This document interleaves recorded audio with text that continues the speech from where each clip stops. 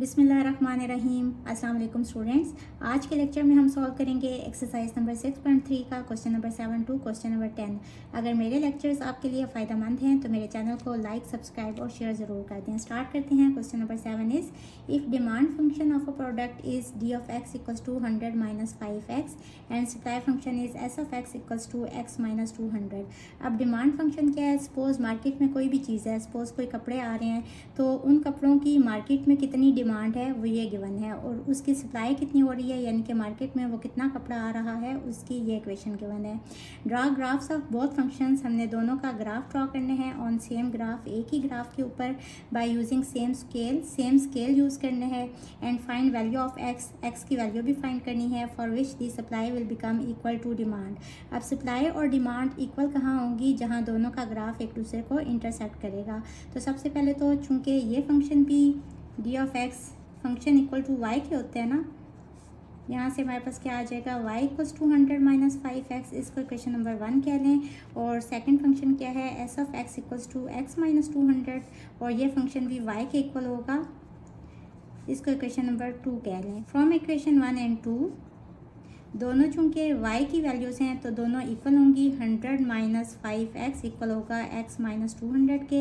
इन दोनों टर्म्स को इस साइड पे ले आए। 100 माइनस 5x माइनस x और plus 200 equals to 0। 100 plus 200 is 300 और minus 5 minus 1 is minus 6x equals to 0। इस 300 को इस साइड पे ले जाएं तो ये हो जाएगा माइनस 300, नेगेटिव साइन कट जाएगा। x equals to 300 divided by 6 5 30, 6 0 0, x equals to 50। अब नेक्स्ट स्टेप हमारा क्या होता है कि हमने y की भी वैल्यू फाइंड करनी होती है। तो ये वैल्यू हम इन दोनों में से किसी भी एक इक्वेशन में पुट करेंगे। Put x equals to 50 in equation 1, we have y equals to 100 minus 5 into X की जगह पे 50, ये हो जाएगा 100 माइनस 5 5 से 25 तो 250। 100 माइनस 250 इज़ माइनस 150, यानी कि हमारे पास ऑर्डर पेयर कौन सा आ गया? जिस पॉइंट पे दोनों ग्राफ्स एक दूसरे को इंटरसेक्ट करेंगे वो पॉइंट कौन सा होगा? 50 और माइनस 150। यहाँ x की वैल्यू 50 है और y की माइनस 150 है। अब सबसे पहले तो हम ये वाला फंक्शन लिख लेते हैं। D of X equals to 100 minus 500 है ना, और इसकी जगह पे हमने y किया हुआ है तो y equals to 100 minus 5x और इसके हम सबसे पहले पॉइंट्स ले लेते हैं। अब पॉइंट्स लेते हुए हमने ये वाला पॉइंट ज़रूर लेने हैं और इसके आगे पीछे भी कुछ वैल्यूज़ ले लेनी है। अगर x यहाँ पुट करें 10 तो ये हो जाएगा 5 इंटू 10, 5 10 50, 100 माइनस 50, आंसर इज़ 50। अगर x की वैल्यू यहाँ 20 पुट करें तो 100 माइनस 5 इंटू 20 कितना होता है? 100 होता है ना, तो 100 माइनस 100 इज़ 0। अगर आपसे डायरेक्ट कैलकुलेशंस नहीं की जा रही तो आप इस तरह से सिंप्लीफाई करते जाएं और फिर y की जो भी वैल्यूज़ आती जाएंगी वो यहाँ लिखते जाएं। अब x हमने लिया 30 तो 5 इंटू 30, 5 3 15, ये टर्म हो गई माइनस 150। 100 minus 150 is minus 50। इसी तरह अगर यहाँ आप 40 पुट करें तो 5 4 20 होते हैं ना, तो 100 माइनस 200 which is equals to minus 100। अगर आप यहाँ x की जगह पे 50 पुट करें तो 100 माइनस 5 5 से 25 ना, तो ये वाली टर्म क्या हो जाएगी? माइनस 250। 100 minus 250 is minus 150। और इसी तरह अगर यहाँ हम x की जगह पे 60 पुट करें तो 100 माइनस 5 6 से 30 होता है, तो ये वाली टर्म हो जाएगी माइनस 300 और 100 माइनस 300 इज़ माइनस 200। ये हमारे पास ऑर्डर पेयर आ गए, इनको लोकेट कर लेंगे। x है 10 और y है 50, x 10 और y 50, ये वाला पॉइंट होगा। इसके बाद x है 20 और y है 0, y 0 एक्स एक्सिस पे होता है तो ये वाला पॉइंट होगा। यहाँ मैंने दो डब्बों को इक्वल टू 10 के लिए, 10 रीडिंग के इक्वल। इसके बाद x है 30 और y है माइनस 50 और उन्होंने चूँकि कहा है ना कि सेम स्केल यूज़ करना है, तो जितनी मैंने मेजरमेंट इधर ली है इतनी ही मैंने y एक्सिस के लॉन्ग भी ली है। अब हमने कौन सा पॉइंट लोकेट करने हैं? x है 30 और y है माइनस 50, x 30 और y माइनस 50, ये वाला पॉइंट होगा। फिर x 40 और y माइनस 100, x 40 और y माइनस 100, ये वाला पॉइंट होगा। फिर x है 50 और y है माइनस 150, 50 और माइनस 150, ये वाला पॉइंट होगा। फिर x है 60 और y की वैल्यू है माइनस 200, 60 और माइनस 200, ये वाला पॉइंट होगा। अब सिंपल इनको ज्वाइन कर लेंगे तो ये हमारा स्ट्रेट लाइन ग्राफ ड्रॉ हो गया डिमांड फंक्शन का। इस तरह से इसके बाद सप्लाई फंक्शन लिख लेंगे S of X equals to X minus 200 और यहाँ भी Y equals to X minus 200 हो जाएगा। इसके बाद हमने एक्स और वाई की डिफरेंट वैल्यूज़ फाइंड कर लेनी है ताकि हम उसको ग्राफ पे ड्रॉ कर सकें। अब यहाँ अगर सपोज एक्स हम 10 पुट करते हैं तो 10 माइनस 200 इज़ माइनस 190। इसी तरह एक्स अगर 20 पुट करें तो 20 माइनस 200 इज़ माइनस 180।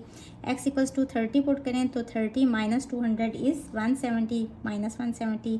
अगर एक्स यहाँ 40 पुट करें तो 40 माइनस 200 इज़ माइनस 160। इसी तरह अगर x यहाँ 50 पुट करें तो 50 माइनस 200 इज़ माइनस 150। और हमने ये वाली टर्म ज़रूर बीच में लेके आनी है। तो देखें 50 और माइनस 150, इससे आगे भी एक दो टर्म्स आप ले सकते हैं। x इक्वल्स टू 60 पुट करें तो 60 माइनस 200 इज़ माइनस 140। अब इन ऑर्डर्ड पेयर्स को भी लोकेट कर लेते हैं। x है 10 और y है माइनस 190। x 10 और y माइनस 190, यहाँ से दो बॉक्सेस इक्वल्स टू 10 सेंटीमीटर के है ना, तो ये वाला पॉइंट होगा। फिर x है 20 और y है माइनस 180, यानी कि माइनस 180 के सामने यहाँ से यहाँ तक 10 और यहाँ से यहाँ तक 20, तो ये वाला पॉइंट होगा। इसके बाद x है 30 और y है माइनस 170, ये वाला पॉइंट होगा। इसके बाद x है 40 और y की वैल्यू है माइनस 160, x 40 और y की वैल्यू माइनस 160, ये वाला पॉइंट होगा। फिर x है 50 और y की वैल्यू है माइनस 150, तो ये वाला पॉइंट होगा। फिर इसके बाद x है 60 और y की वैल्यू है माइनस 140, तो ये वाला पॉइंट होगा। इन सब को भी ज्वाइन कर लेंगे तो ये भी एक स्ट्रेट लाइन ड्रॉ हो जाएगी।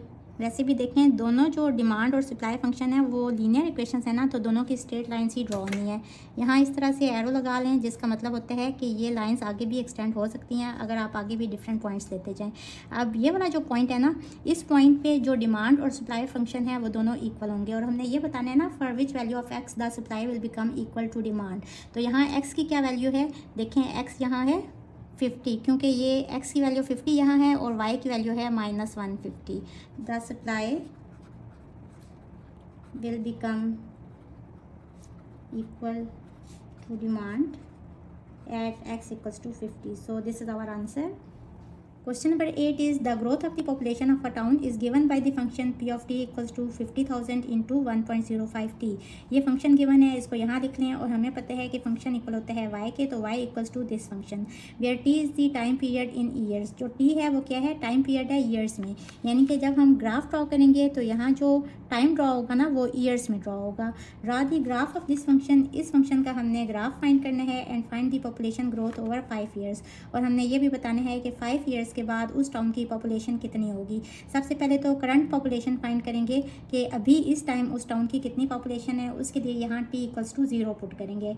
तो किसी भी नंबर की पावर 0 इक्वल होता है 1 के, तो 50,000 इंटू 1 इक्वल्स टू 50,000। अब t की जगह पे यहाँ 1 पुट करेंगे तो 50,000 इंटू 1.05 कैलकुलेट करते जाएंगे। This is equals to 5 to 500। इसी तरह t इक्वल्स टू 2 पुट करेंगे तो y इक्वल्स टू 50,000 इंटू 1.05 का square, 1.05 square multiply by 50,000 equals to 55125। इसके बाद t इक्वल्स टू 3 पुट करेंगे तो 1.05 ये प्रेस करेंगे और इसकी पावर कितनी है cube, equals to this value multiply by 50,000। This is equals to, अब पॉइंट्स में तो पॉपुलेशन नहीं होती ना, तो हमने इसको राउंड ऑफ कर लेना है और चूंकि इसके बाद 3 होगा इसको राउंड ऑफ करके, तो इसको स्किप कर दें। अगर 5 से बड़ी टर्म होती तो हम 57882 लिख लेते, लेकिन अब हम 57881 लिखेंगे। इसी तरह t इक्वल्स टू 4 पुट करेंगे तो 1.05 raise to the power 4 equals to this value multiply by 50,000 equals to, इसको भी राउंड ऑफ करेंगे तो यही वाली टर्म आ जाएगी 6775। और इसके बाद t इक्वल्स टू 5 पुट करेंगे तो 1.05 raise to the power 5 equals to this value multiply by 50,000 equals to, इसको भी राउंड ऑफ करेंगे तो यही वाली टर्म वापस आ जाएगी 63814।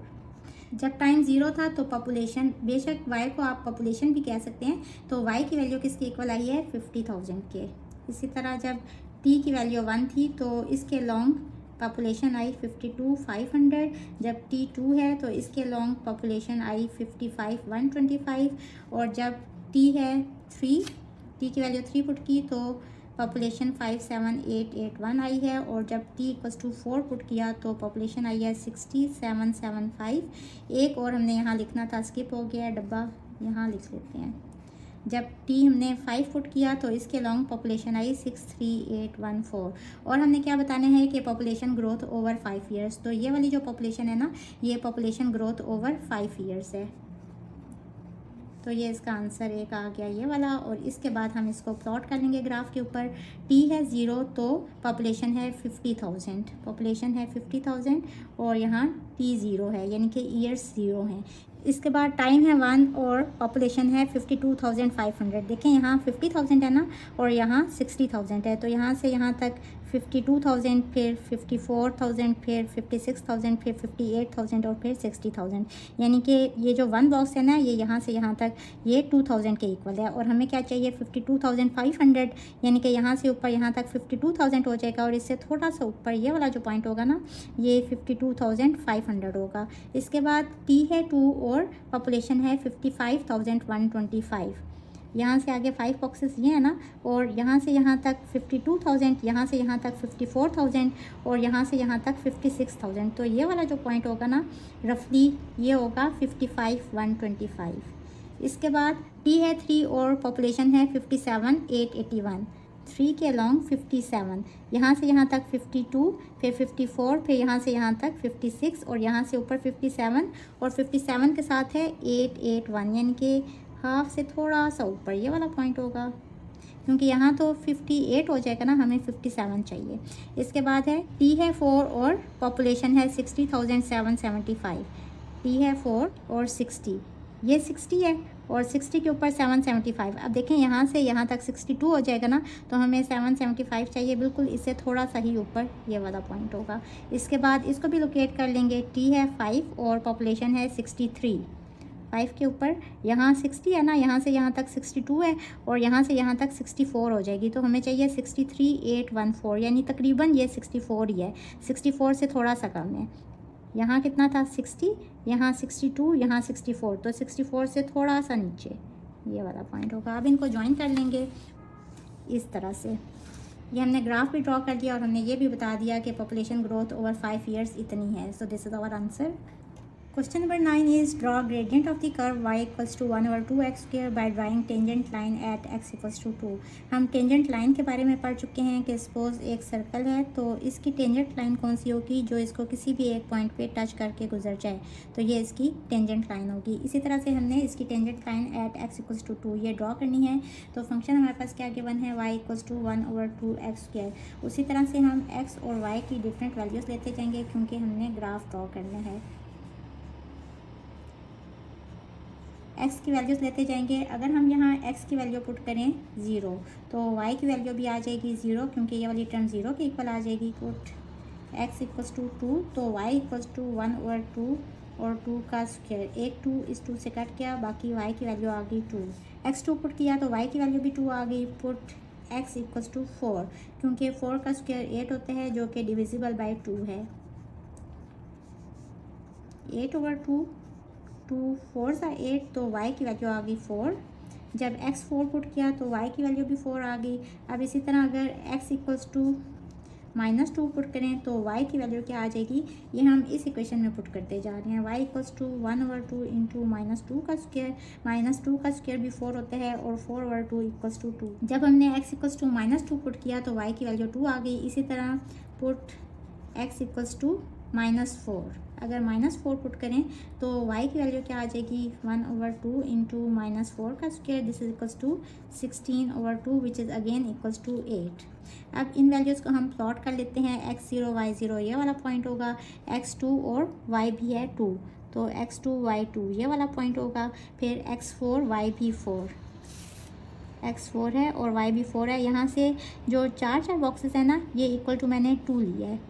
1 2 3 4, यहाँ 2 है, फिर 1 2 3 4, इस जगह पे 4 है। इसी तरह जब x हमने -2 लिया तो y की वैल्यू क्या आ गई 2। -2 पे y की वैल्यू 2 है, ये वाला पॉइंट होगा। और -4 पे y की वैल्यू क्या है 8, ये वाला पॉइंट होगा। इस वाले पॉइंट को भी इसके सामने आना चाहिए। ये देख लेते हैं कि x इक्वल्स टू 4। जब हमने x इक्वल्स टू 4 पुट किया तो 4 स्क्वायर 16 होता है और 2 8 सा 16 होता है। तो जब x 4 पुट किया तो y की वैल्यू क्या आई है 8। इसको लोकेट कर लेते हैं, ये पॉइंट नहीं होगा, x 4 के ऊपर y की वैल्यू 8 है तो ये वाला पॉइंट होगा। अब देखें ये भी एक पैराबोला ड्रॉ हो रहा है ना, तो इसको ड्रॉ कर लेंगे। आपने इस तरह से इन पॉइंट्स को ज्वाइन कर लेना है।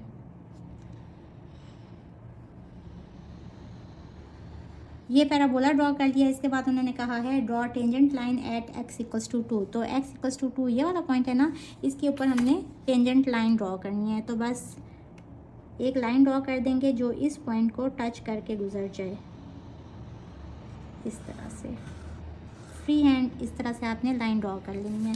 बस ये हमने टेंजेंट लाइन ड्रॉ कर ली एट x इक्वल्स टू 2। सो ये हमने क्वेश्चन नंबर 9 सॉल्व कर लिया है। Question number 10 is a logistic company charges a base fee of $50 and additional charges of $0.5 per mile for transporting goods.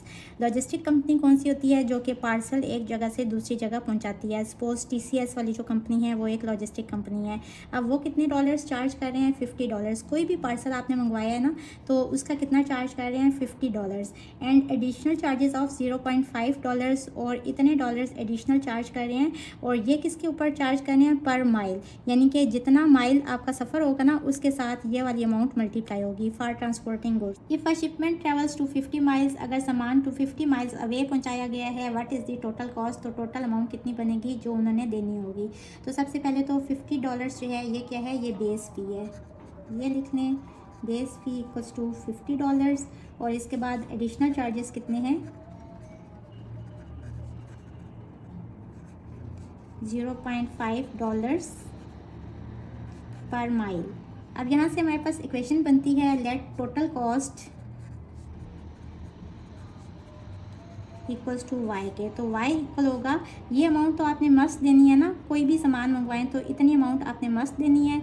और ये वाली जो अमाउंट है ना इसके साथ क्या चीज़ मल्टीप्लाई होगी, माइल्स। तो हम लेट कर लेते हैं कि माइल्स इक्वल हैं x के। तो ये वाली इक्वेशन क्या आ जाएगी, 50 + 0.5x। अब गिवन क्या है, यहाँ माइल्स गिवन है 250, ये गिवन है, ये इस इक्वेशन में पुट करें, इसको इक्वेशन नंबर 1 कह लें। तो y इक्वल टू 50 + 0.5 इंटू 250, इसको कैलकुलेट कर लें। 50 + 0.5 into 250 is 125, this is equals to 175। यानी कि टोटल कॉस्ट जब सामान 250 माइल्स अवे पहुंचाया गया तो कितने डॉलर्स आई, $175। So this is our answer. Hopefully students आपको आज के लेक्चर की समझ आ गई होगी। अगर आप मेरे चैनल पर नए हैं तो मेरी वीडियोस को लाइक, सब्सक्राइब और शेयर ज़रूर कर दें। इसके साथ ही मुझे दें इजाज़त। अल्लाह हाफिज़।